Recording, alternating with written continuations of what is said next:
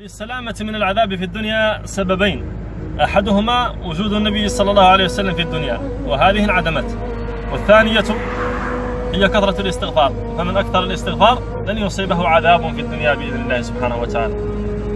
يقول الله تبارك وتعالى: وما كان الله ليعذبهم وأنت فيهم وما كان الله معذبهم وهم يستغفرون. واثناء مثلا هذه الامراض تتحرك وهذه الأوبية مثلا خطيرة، يتم نقاش يحافظ على اذكار الصباح والمساء. حد حافظ على اذكار الصباح والمساء فهو في ذمة الله، إذا قراهم بكر في ذمة الله حتى يمسي، وإذا قراهم المساء في ذمة الله حتى يصبح. وحد في ذمة الله ما عليه يكون يحمد الله. إذا جاءت الموت يجيه في ذمة الله، وإذا تم حي في ذمة الله، وذلك فضل الله يؤتيه من يشاء والله ذو الفضل العظيم.